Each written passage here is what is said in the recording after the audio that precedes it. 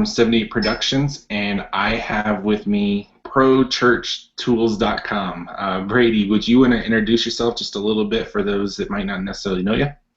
Yeah, hi everyone, it's 78 Productions. My name is Brady.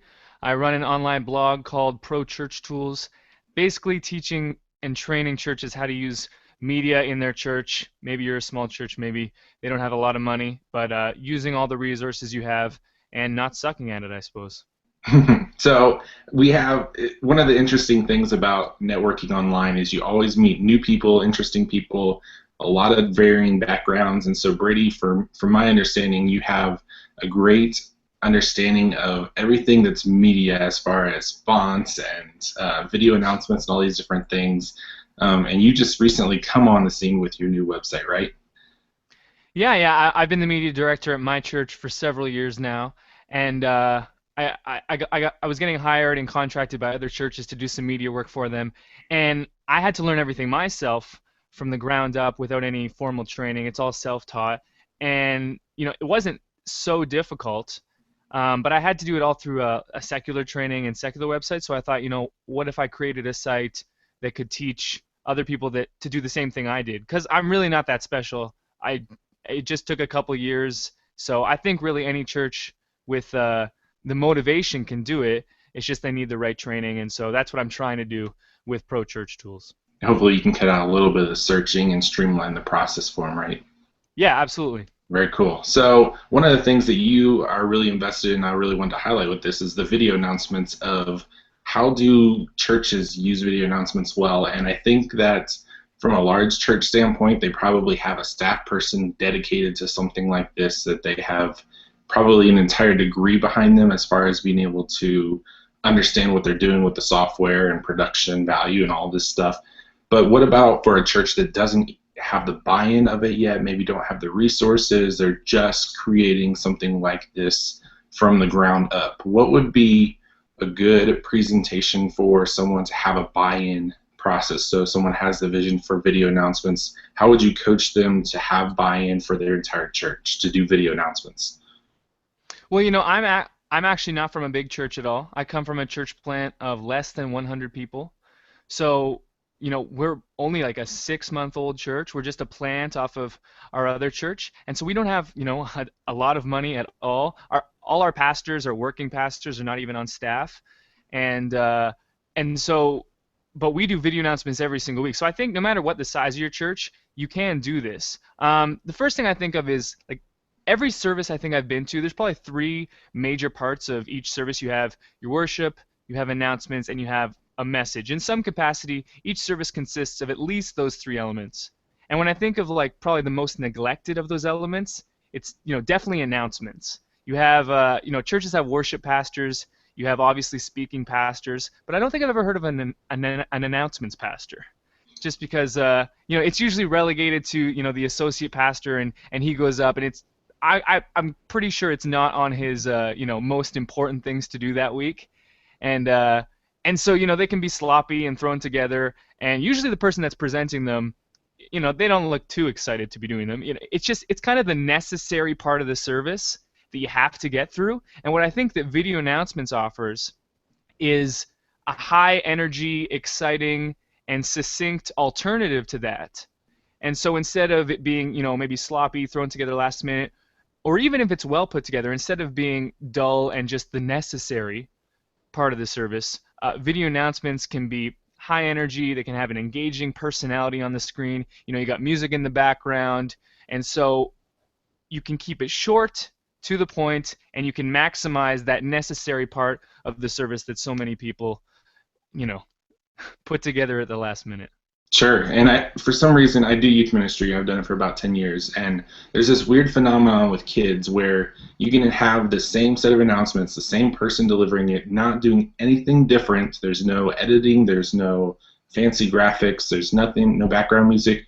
You have a video announcement, and you have a live presentation announcement for youth ministry, and the kids will pay complete attention to the video, and they won't necessarily for the actual live presentation. So even if it's something as simple as that, for some reason, there's a huge, and I have no studies to back this up, but just from my 10 years of experience, there's a huge difference as far as giving announcements through video as opposed to up front and in person. So I totally agree with what you have to say. Definitely think that video announcements are what you should be doing in the future. For a church that is building this up from the ground up, what are some things that they need to consider as far as being able to do video announcements well? Well, I think that if you're starting for the first time, you don't have to do it every single week. Uh, One of the ways that our church first got into it was we started doing them every other week.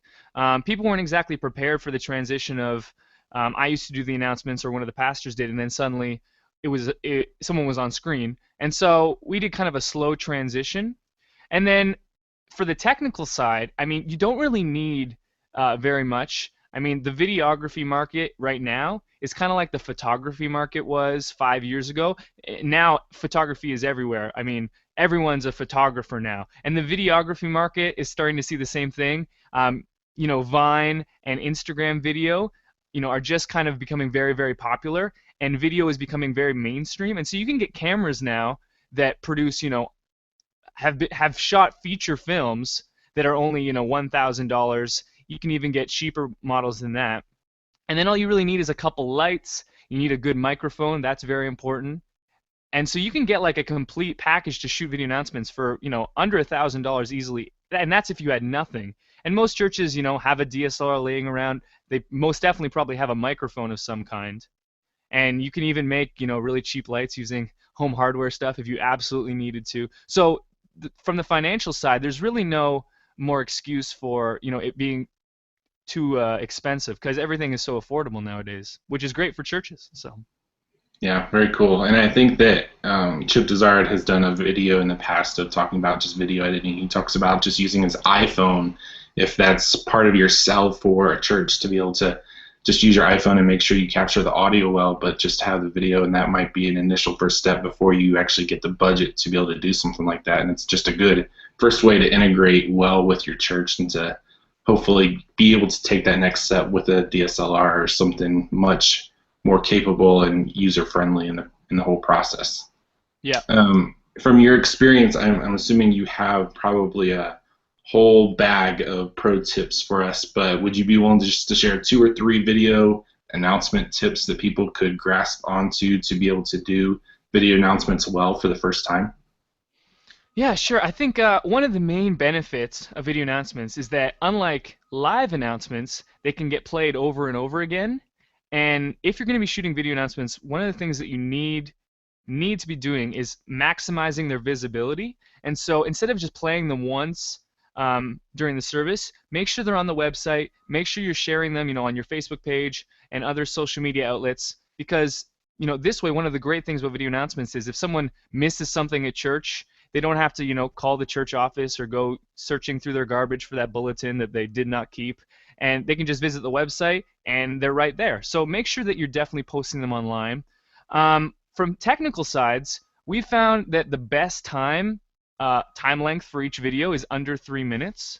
Once you get past 3 minutes, people start tuning out, and they start to lose their effectiveness and impact as a whole. So keep them short, sweet, succinct.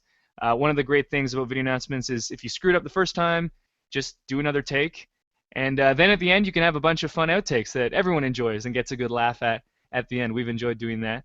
An interesting thing that I never thought would be the case is it's very important to be repetitive. So one of the things that I did at the beginning was I always wanted to have a new fun gimmick. I wanted to not be repeating myself. I didn't want to be boring on screen. But the way, and you were mentioning this earlier, the way that our culture receives and processes information nowadays, if they're not giving you their full attention the first time, they're likely not going to be able to retain that information. And the percentage of people giving you their full attention the first time isn't high a lot of the times. And so each week, I make sure I say like some of the exact same things over and over again. And so that, it builds culture in the church, and it begins to permeate kind of our media wall, because we're so oversaturated with media. It permeates that wall, and then it just becomes kind of part of the DNA of the church, because you just say it enough that people begin to think it. So if you have, a mission statement or a vision statement, you can say that every single time. If you have a certain thing that you're trying to implement at the church, like we have cards at our church, a connection card that we want visitors to fill out. We always mention that card, and when I'm recording it, I kind of feel silly because I'm like, people have heard this 1,000 times, but I think just now people are starting to be like, oh, that's what this card is for, even though I've said it so many different times. Um, yeah, I think those are probably the three biggest ones that I can think of. Yeah, and it's interesting as far as if you ever read or engage with Michael Hyatt, he actually talks about this a lot with his vision statement, where you want to cast a vision with what you have to say, and about the time that you get sick of it, you're halfway, and so you need to keep doing it. And I think that's the same thing with video announcements, with engaging with the church, and just in a sense, that is a bit of a vision engagement and vision casting, that you are sitting there and sharing the heart of the church, what's most important to you guys. And so if it gets sick and tiring, you're probably halfway to saying it as many times as you should be. And Yeah. I would even add the idea of being able to post something that is more creative and funny and less editing and camera angles and nice shots. Probably the most funny thing within a YouTube generation is those engagements where you are engaging with them within the story, within the comedy, and not necessarily worrying too much about the post-production value of something that you are trying to create. And it'll probably come later, but right away, some of the best videos I've seen have been putting the effort in on the forefront of it as opposed to the back end of it.